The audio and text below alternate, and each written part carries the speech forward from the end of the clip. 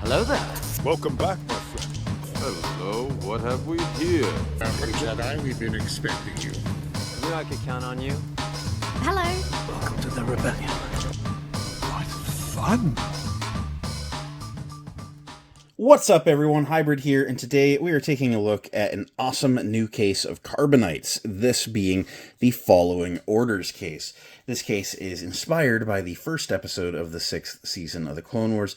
It follows the mission with Jedi Knights Tiplar and Tip Lee and Commander Doom. They team up with Anakin, and everyone's having a grand old time until Tup loses his mind.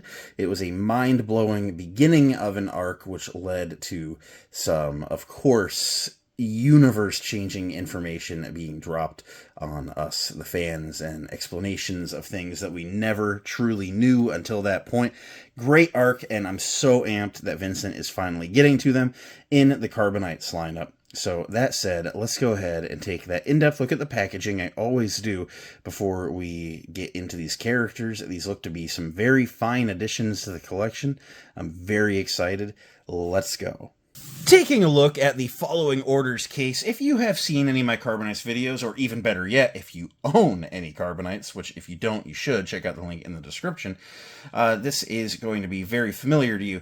This is the Following Orders packaging, so that is the name of the case there. Below that is an image of the 6 characters and Vincent's awesome signature.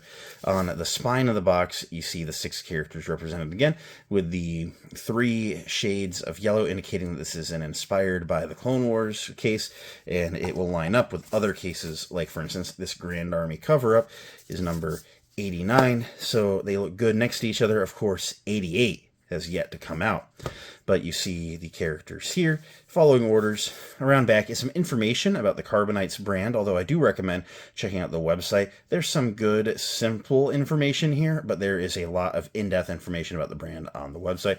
Carbonites. This side of the box features a thumb tab, and it gives you a place to reach in and open the case.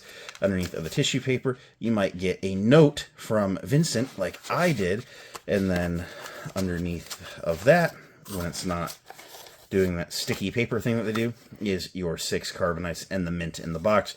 You can just give that tissue paper a pull, and it'll dislodge the characters as it goes underneath. Me, I've generally found a shake will do. Here's the Following Orders case out of the packaging, and they look very, very nice together. Before we dive into the characters, I want to acknowledge the mint in the box. It is a very fun throw-in that Vincent gives us with every case.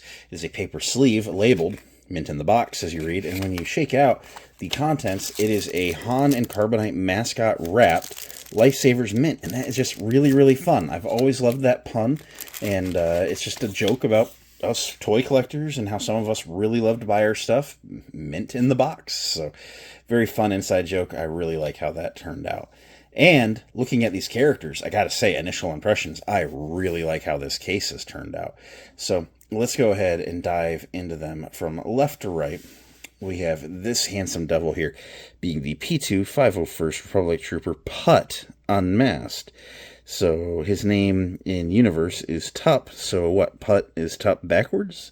Vincent always has to give nicknames because these are inspired by, and so I'm going to try and logic my way through them.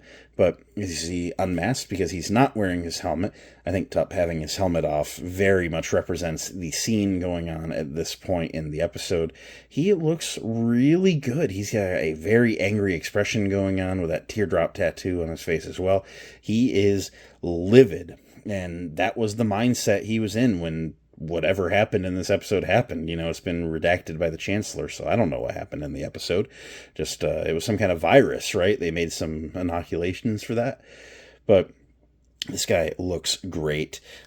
Something that I just want to compare really quick is I have the 5s from the Grand Army cover-up case, and putting them side by side, you know, at first I thought the top skin tone was maybe just a smidge lighter, but they are very consistent. It made sense because he was sick, you know, but these guys look very nice. You put them side by side and you're like, it's the same guy, except no, because they're clones, you know, so that's a very nice transition between cases there. He looks great. He's mostly just a white clone trooper, but he does have the teardrop shoulder pad deco and the blue stripes going down the arms. and he looks very, very nice, very faithful to what's on screen, and that's very good. He also has a bun in his hair, and so Vincent's recreated that, as well as one can in Carbonites, being they are simplified and cubic and such, but very, very nice interpretation of the character. Now, this lady here is the Bloom Samurai. So Vincent might need to fire off in the comments about the bloom thing. I know he was going to take some promo photos of this case in Washington, D.C. at the Cherry Blossom Festival when all of the cherry trees are in bloom. And so I was just wondering if, because that was going to be the marketing, if that's where he got bloom from, or if I'm totally missing something. I also know, like, Commander Doom, Doom, bloom, that rhymes. So I'm just wondering if there was anything deeper than that, or if it was just because of the marketing opportunity. But the Bloom Samurai, or in universe, she's inspired by Tiplar. This is the Jedi that was minding her own business until Tup got sick and sneezed on her because it was a sickness and not an assassination. But anyway, because of him, she's gone in the episode. So you've had 10 years to watch it if that was a spoiler. But she looks excellent. She has a very expressive face going on, a little bit of a grimace, very wide-eyed. I like how she's turned out. Her Jedi robes are nice with the brown outer robe and the tan inner tunic underneath. The sleeveless cloak, it would appear. The belt looks good. She has all those tendrils that kind of come out the back of her head. They kind of float in the Clone Wars, and they have been recreated fairly nicely here in Carbonites form. Obviously, you can't make something float in real life, and Carbonites are a wrapped 3D printed core, so you have to interpret a little bit, but I think they look very, very nice, and Tiplar has been recreated very nicely in Carbonites form. She doesn't have a whole lot of screen time in the Clone Wars, all said, a couple seconds really, but Vincent never skips out on details, so we gotta love it. Now, the Blossom Samurai, so you got Bloom and Blossom. I'm thinking it was purely a Cherry Blossom Festival kind of thing is the naming here. But this lady represents Tip Lee. Now, she survived this arc of the Clone Wars, although she wasn't supposed to be in it much longer. There was a 4-part Darth Maul comic book series about Darth Maul getting away from Sidious because he was captured in Season 5. It was supposed to be an arc in Season 6 before it got cut short. And Count Dooku gets a hold of Tip Lee in the end, so if you didn't know that. But she's been recreated very, very nicely as well. There is some reuse in design from Tiplar and Tip Lee. They are twin sisters in universe. Same species, of course, just some different skin tones. But their robes are inverted. That's something I noticed, but I'm okay with some logical reuse, and this is very much logical. The floating head tails they had are different shapes, so those are decoed differently between the sisters, of course.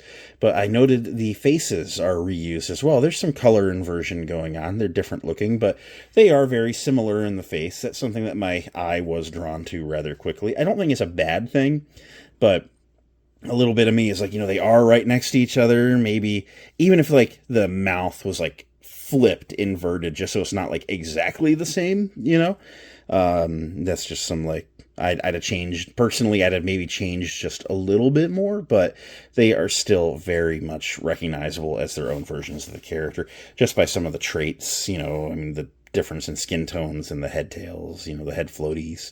So they're still very recognizable. This guy here, the P2 Republic Bloom Trooper Commander, or Commander Doom, as he's inspired by. Very, very cool clone trooper. We only see him in that one opening episode of Season 6, but he has stuck with a lot of people. Season 6 featured a few clones that had names inspired by Marvel characters. That's some trivia for you. So Commander Thorn, Thor, he has Thor's wings on his helmet. Doom has the color scheme of Dr. Doom, so that's really, really cool. That's just Clone Wars, trivia in general, not just Carbonites. But this guy looks great. He is a clone trooper in all green. You don't see a lot of total color change going on. Usually it's a white armor with some accents, but this guy is all green, and then some gray like on the arms, and some yellow accents, some gray accents. He's wearing a visor. There's a little antenna on the side. I love the white little comlink on the wrist down there. The belt is in brown. He's got a comma going on with some pistol holsters. He looks very, very good. I love the yellow on that shoulder pad. Very, very good recreation of a very, very cool clone trooper. it's just really, really nice to see these guys adapt to Carbonite form very well. Now, these two guys here, the P2 Republic Balloon Trooper A and B, are considered Army buildable, so they are the same, but you get a pair of them in the case. Setting A down, we will just look at B, but I assure you they are the same. This is more traditional to your troopers, where it's that white armor, as I mentioned, with some colored accents, and they look very nice. I like the greens going on the faceplate, and then the sides of the helmet, down the arms, that little wedge shape, traced out on the chest with the yellow triangle.